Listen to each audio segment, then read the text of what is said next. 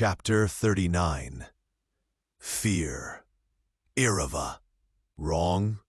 And the Dowager threatened me against, having an affair with him? Yeah, that would be her in any case. He gives a small, tight smile that hardly reaches his eyes. She's done that before for Toravon's lovers. And I'm so drained by the fear of danger, by what I've discovered, and the fear of what Toravon will do once he knows about this, that I can hardly blush. Valterre, who's a bundle of nervous ticks in motion, goes still. He looks more closely at me. Caleb, he will come around, and we'll find him before anything goes wrong. Or I will. Sorry. And then you can talk. It will be much, much better after that, I think. We need less secrets in this palace. Which doesn't comfort me, if that's what he's going for. I'm dreading talking to Toravon with all of my soul. But I nod. I'll go back to my quarters. It's the rest day anyway. I'm expected to be there. Good. That's good. I want to ask him to tell me, send word somehow, when he knows the king is safe.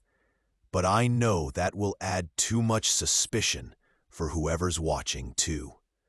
And Toravon will surely be at dinner tonight. I can reassure myself then.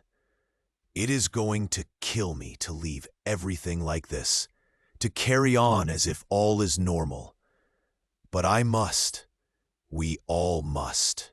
Until whatever's going to happen next happens. Gods, what will Toravon do? Will he arrest his mother?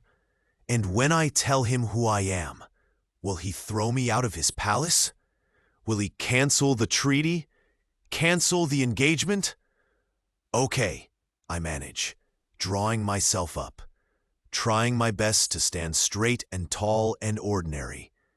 I will, see you at dinner tonight. Not, he says, at the high table for you, but we will be there, and I'll find a way for you to talk to him after. I swallow, but nod. Tonight then. I will tell Toravon tonight. Tell him everything. And what happens will happen, because Valterre is right. There need to be far less secrets in this palace. Valterre and I decide it's best we go back the way we came in. So I pull the illusion of the servant matron around myself again and follow Valterre back past the guards, through the service corridors, down the back stairs, until we reach the kitchens. There, he leaves me to find a dark alcove and reweave Caleb around myself again, while he's off to find Toravon. And I try not to think about how that conversation will go. I walk back to my quarters in a daze, hardly seeing anyone around me, hardly hearing the snatches of conversation from those lingering in the corridors. Are these the same corridors I've been coming to call, well, not entirely home, exactly, but at least a comfortable place for now? A place where I have a purpose? Is the lighting different? The hushed whispers? When people see me?